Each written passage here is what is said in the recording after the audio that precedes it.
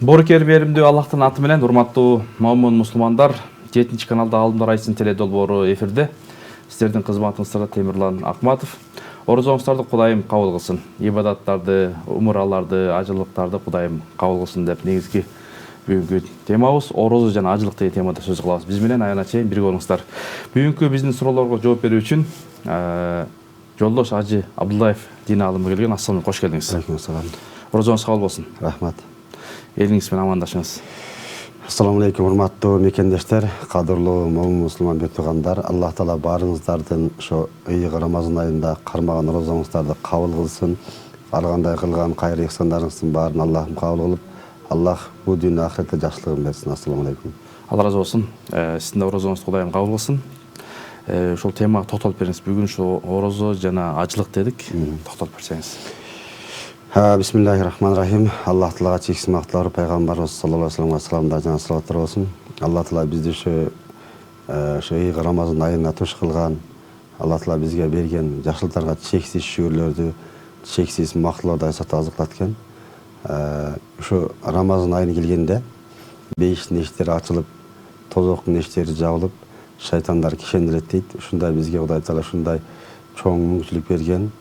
Ушундай бизди ушу күнөөдөн арылууга, жакшы иштерди кылып калууга, жаман адаттардан калууга ушундай жакшылык берген Алла Таалага чексиз мактоолорду, чексиз шүгүрлөрдү айтсак да азык экен. Себеби деген орозодо Кудай Таала бизге ушундай парз кылган. Шахр Рамазан аллази унзила фихил Куран худал линнас.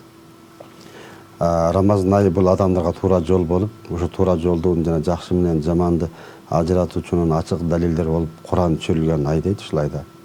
Ким ушул Рамазан айына көп болсо, аятын улантсында сөзсүз орозо кармасын деп Кудай Таала Куранда айтып жатат. Ошон үчүн биз Кудай Таала бизге мүмкүнчүлүк берип, ушу Рамазан айында орозо кармоого мүмкүнчүлүк бергенинде, биз орозо кармоо ар бирибиздин милдетибиз.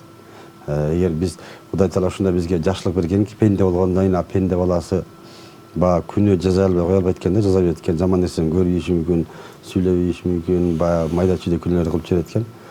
Кудай Таала бизге ушундай бунял ислам ала хамсынатта ислам 5 нерсени негизде түзүлгөн. Ошо биринчиси Кудайга ыйман келтирүү, экинчиси ошо намаз окуу, намаз окуганда намаздан намазга чейинки майда күнөөлөрдүн баары кечилип турат экен да.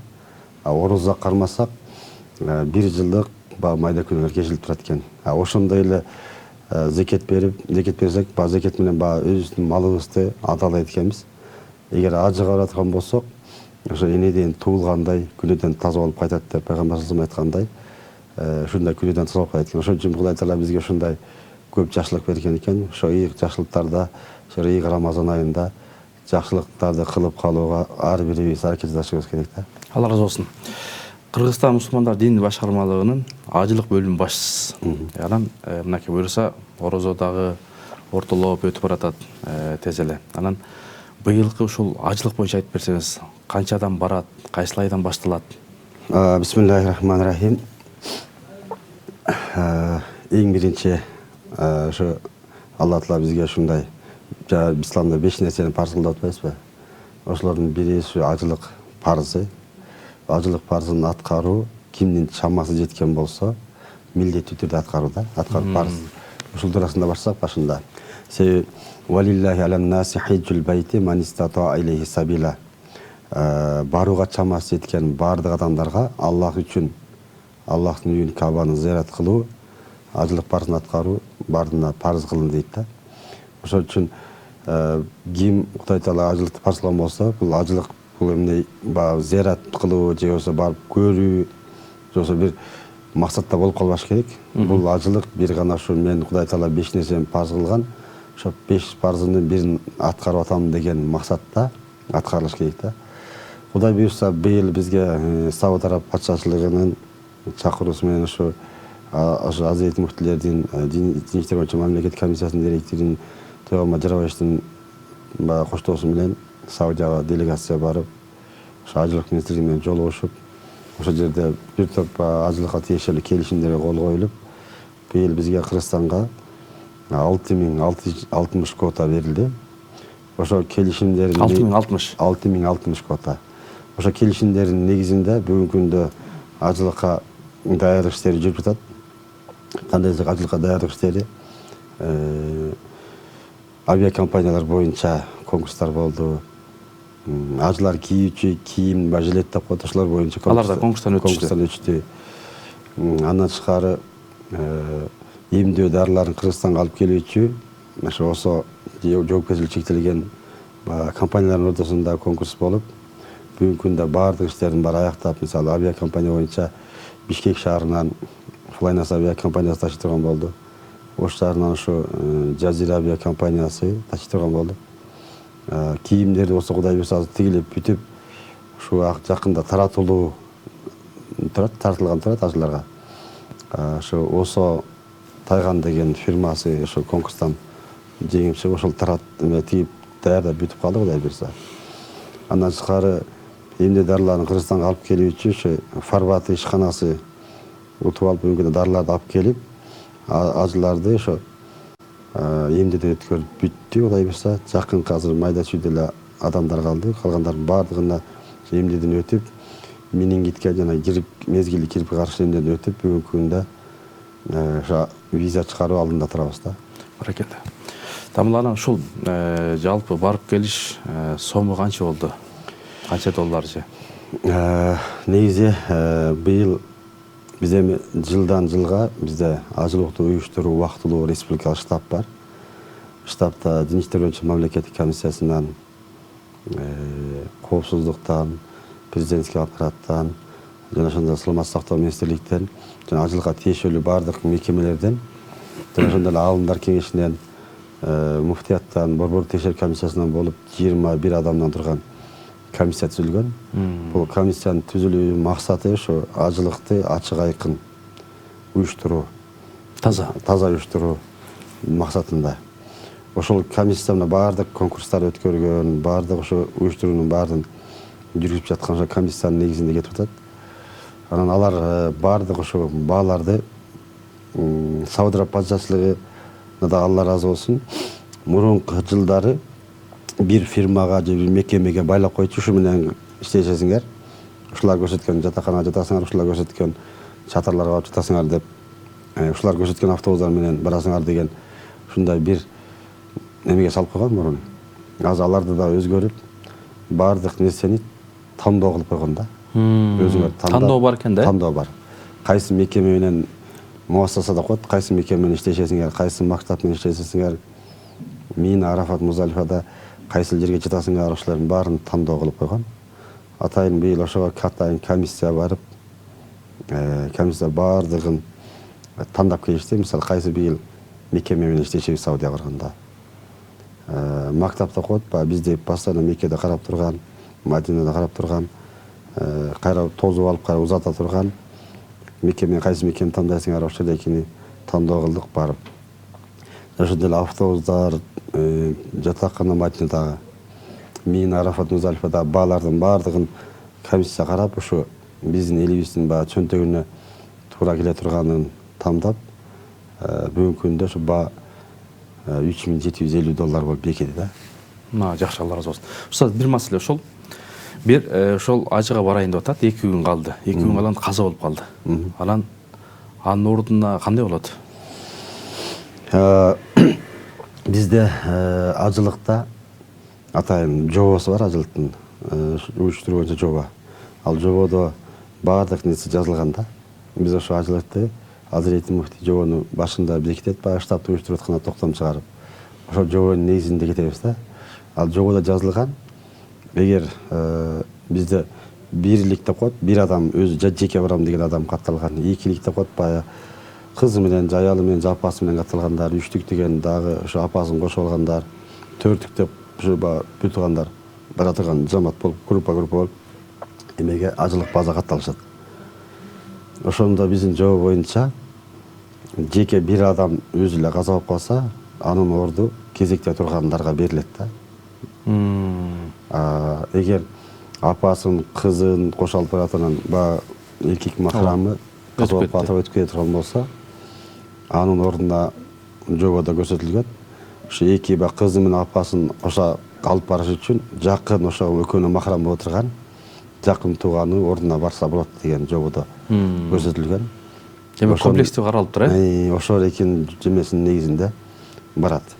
Анан бизде жылда баягы азыр кезекте тургандар айтышы мүмкүн, эмне үчүн биз кезекте калып калдык, эмне үчүн толгондон кийин токтотуп койбойт деген дагы сөздөр болот да. Кезекте канча адам бар?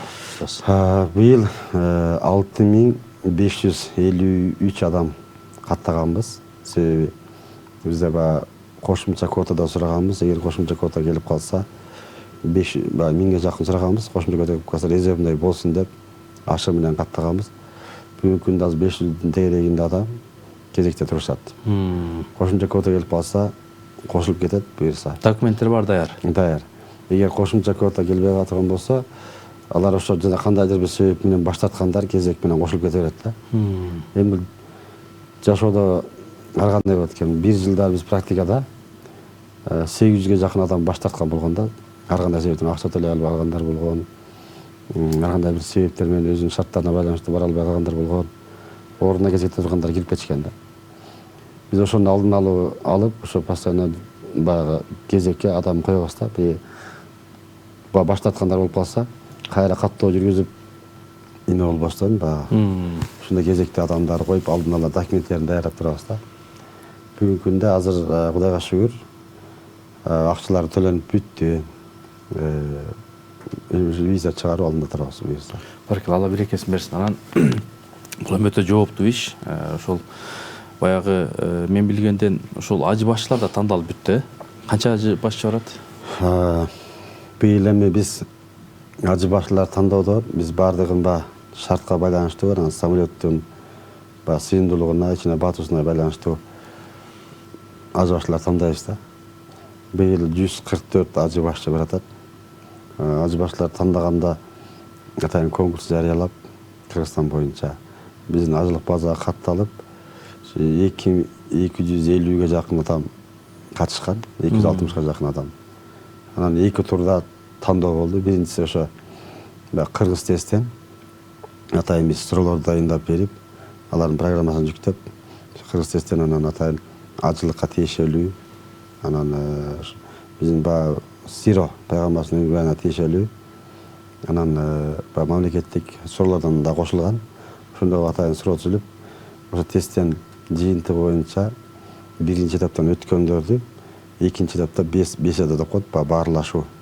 Анын тажрыйбасына, анын ошо жөндөмүнө, анын иш билги, тил жагынан кандай ушул беседадан өтүп, бүгүнкү күндө 144 ажы башчы тандалып, Кудай буюрса учуу группаларда азыр бөлүштүрүлүп, документтерин даярдап, ушу виза чыгаруу алдында турабыз да. Жакшы, Алла берекесин берсин. Анан эми ажыга барам деген өтө көп. Кыргызстанда умрага баргандар жылдан жылга өсүп көбөйүп атат. Бул жакшы кабар. Мына азыр баягы ата-энесин, досторун, жакындарын, имамдарды белек кылып умрага, ажылыкка жөнөткөндөр. Бул эмнеден кабар берет? Эң негизгиси бизде азыр жылдан жылга баягы ажыга барам дегендердин саны, анан умрага барам дегендердин саны өсүп баратат жылдан жылга. Мен анын ичинде баягы жакшы түшүнүк болуп, динге болгон дин агартуу, мамлекет саясат, анан баягы адамдардагы баягы эме болуп баштады да. Дин парыз экен деген, ушу милдетин сезген себептен ушу ажылыкка барабыз деген сандар да көбөйүп баштады. Ошол себептен Кудай буюрса жылдан жылга бир ажылыкка көбөйүп жатат да. Мен айтайын дегеним, ушу ажылыкка бараткан адамдардын бардыгына барам дегендерге дагы ушу бир гана мен ушу ажылык парзымды аткарып келейин. Жоксо бир ар жака элдин баары барып атат, кошунам барып атат, бул барып атат, мен дагы барып келейин. Элдин балдары жиберип атат, мен да жиберип койгула деген максатта эмес, ушу мен парзымды өтөп келейин, Аллахтын парзын өтөп келейин, ибадат кылып келейин деген максатта барса жакшы да. Себеби деген пайгамбар саллаллаху алейхи хадисинде келет, ким ажылыкты күнөө жасап, жаман сөз айтпастан Аллах үчүн ажылык кыла турган болсо, ал энеден төрөлгөндө таза болуп, күнөөдөн таза болуп кайтат дейт да. Ошон үчүн ар бир адам ушу ажылыкка баратканда ушу бир гана максат, ушу парзымды өтөп, ажыл ибадатымды таза аткарып келейин деген максатта барса жакшы да. Жакшы, Алла разы болсун. Бул боюнча да сабактар болот да. Сабактар башталса керек. Кудай буйрса азыр жерлерде ажы башчыларга бөлүштүрүп бергенбиз.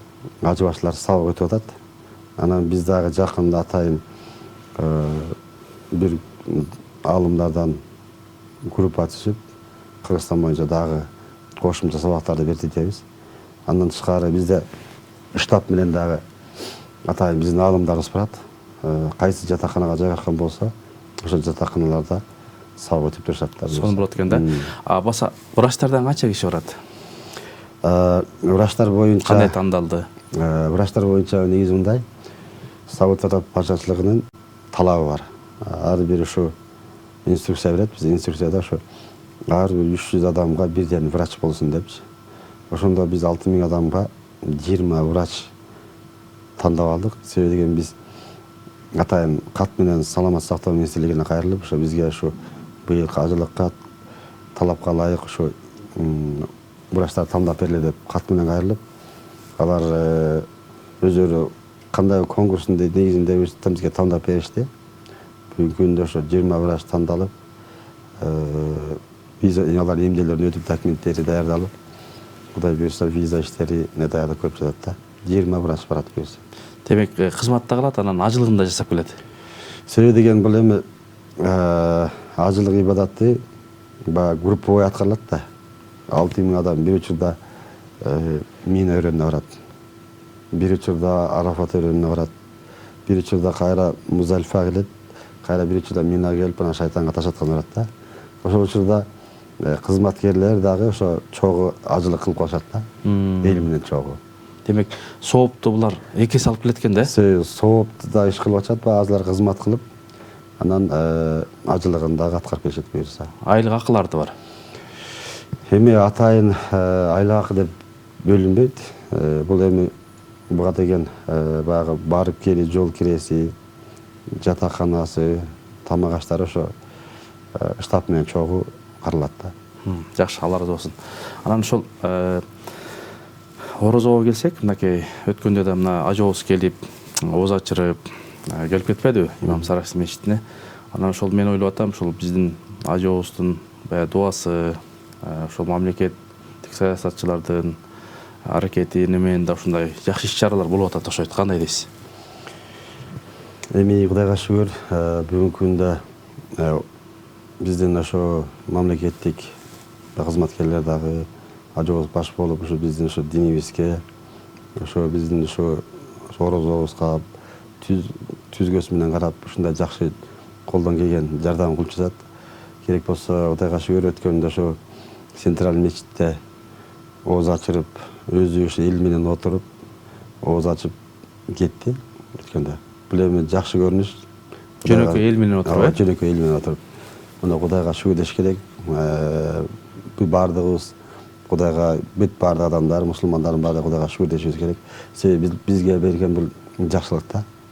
Себеби деген Кудай Таала ушунда бизге адамдарга байланыштуу экен. Адамдар канчалык оңолуп, канчалык жакшы болсо, Кудай Таала дагы ошого жараша падыша берет экен да.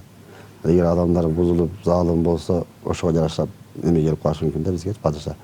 Бирок Кудайга шүгүр, биздин ошо президентибиз ушундай эл менен аралашып, жөнөкөй болуп, ошо эл менен ооз ачып, мечитке барып, бул жакшы жөрөлгө. Кудай Таала ушундай жакшылыктардан баарыбызды айырбасын. Себеби деген бул ыйык Рамазан ай. Себеби Рамазан айында бейишин иштери ачылып, шайтандар кишенделип жаткан учурда бизге чоң мүмкүнчүлүк болот. Ошо жаман адаттарыбызды таштап, жакшы адаттар менен адаттансак, мисалы канча деген адамдар бар. Баягы оозу менен жаман сөздү көп сүйлөп жүрүшөт да. Ушактарды айтат, бирөөнү жамандайт, бир болбогон нерселерге кийлишет, көрө албайт. Ошо орозо келгенде шайтандар кишенделип турган учурда бул оозун жаман сөздөн сактаганга көп мүмкүнчүлүк бар экен да. Ошо оозун жакшы сөздү сүйлөп, Пайгамбар саллаллаху алейхи вассалам бар, эгер жакшы сөз сүйлөй албасаң, уун чыкпай отур.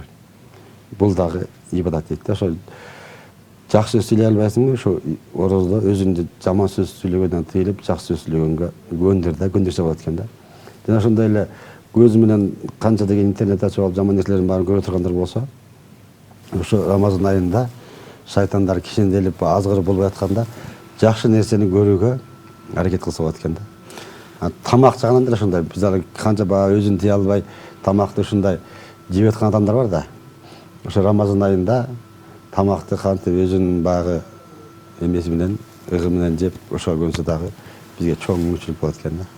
Жакшы устаз. Демек бул орозо айы мектеп айы десек да болот да, тарбия айы. Балким бул орозого жеткен бар, жетпеген бар. Орозодон ала турган сабактар өтө көп. Ибадаттар дейбиз, ажылык, даярдануу, балким ошол ажыга бара турган биздин зыяратчылар, келечектеги ажыларыбыз кандай дуаларды үйрөнүш керек? Кандай китептер чыгарып бердиңиздерби? Берилеби кандай? Ажылык боюнча. Бизде деген жылда атайын чөндөк китеп чыгарылып берилчи. Анан быйыл да жакынга балким сүйлөшүп даярдап беришибиз мүмкүн. Себеби деген бизде атайын ар бир ажыбаш даярданып атпайбы? Дайындалганда алар бүт үйрөтөт. Мындай кылыш керек, бул жерде мындай дуа айтылат, бул жерде бул айтылат деп баарын үйрөтөт. Биз китептерди чыгарып берсек, ал китептерди алып алып, дуалар дегенде эң биринчи ажыга бара турган адам. Эң биринчи бул жанагы айткандай, ошо мен ошо парзымды аткарган баратам деп ниетин түзүп, анан Кабаны көргөндөгү дуалар, пайгамбарыбызга салам айтуу, Минада кайсы дуалар окулат, кайсы намаздар окулат, Арафатта кандай дуалар кылынат, анан шайтанга ташканда кандай дуалар айтылат, Кабаны айланып атканда кандай дуалар айтылат, ошонун баардыгы Кудай буйрса сабактарда өткөрүлөт. Бүгүнкү күндө ажыбашлар да өтүп жатат. Кудай буйрса өзүбүз дагы атайын группа түзүп, Кыргызстан боюнча кыдырып, жана Меккеге барганда дагы баардык эмелердин шарттарын Кудай буйрса айтып беребиз. Анан дуалар боюнча канчалык ажыга баруучу адам ошо ажыга даярдык кылса эң биринчи. Даярдык дегенде барып кийим кече же тамак аш менен даярдык эмес, руханий жактан дагы даярданыш керек да. Себеби мен ушу ыйык жерге баратам.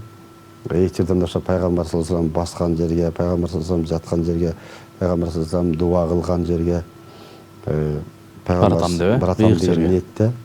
Ошо пайгамбар саллаллаху алейхи вассалам эмне Арафат Кабаны көргөндө эмне дуа кылган болсо, таваф кылып атканда эмне дуа кылган болсо, Сафа Марвада эмне дуа кылган болсо, Арафатта кандай дуа кылган болсо, ошо дуалардын баардыгын ошо алдын ала азыр өнүккөн заманда баардык нерсе даяр. Мурун илгерки заманда бир ошо намаз окуй турган эле бир китеп бар эле, башка китептер жок эле, баардыгы арабча эле. Азыр мына кайсы тилде окуйм десең, Курандын түрлөрү которулду, пайгамбар саллаллаху алейхи вассаламдын хадистеринин түрлөрү которулду, дуалардын түрлүү биздин ушу тамак менен басылган дуалардын баары чыкты. Эми ошол экинин баардыгын азыр окуп даярдана алса чоң мүмкүнчүлүк бар да. Устаз, Алла разы болсун. Аллах Таала орозолорду, ибадаттарды кабыл кылсын. Убактыбыз соңуна келип калды. Дагы көп сүйлөшсөк болот эле, убакыт деген зымырап күтпөйт экен. Ошондой болсо дагы бир жалпы мусулмандарга бул айда тилектер, дуалар кабыл болот дейт, бир дуа кылыңыз. Амин я Аллах, я Рахман, я Рахим, я Малик, халик Аллахым ушу баардыгыбыздын ушу кармаган орозолорубузду кабыл кылсын. Кайыр ихсан кылгандардын ихсандарын кабыл кылып, Кудай Таала ушул Рамазан айынын шарафаты менен баардык жакшылыктарды берип, баардык жаманчылыктан өзү сактап, Кудайым баардыгыбыздын кылган ибадаттарыбызды кабыл кылып, кырсык, бала, жаманчылык, апаттардан өзү сактасын. Амин. Устаз, Алла разы болсун, орозоңуз кабыл болсун. Урматтуу бир туугандар, мусулмандар, Кудай Таала орозолорду кабыл кылсын. Баардыгыңыздарды умрага, ажылыкка барганга насип кылсын. Эң нечи ниет кылыш керек, анан аракет кылсак, Кудайга жалбарып бул орозолорду сурасак, сөзсүз Аллах Таала чакырат. Ар бир амал ниетке жараша болот. Кийинки Алдымдар айтсын теле долбоорунан жолугушканга чейин Алланын саламы, тынчтыгы, берекеси сиздер менен болсун.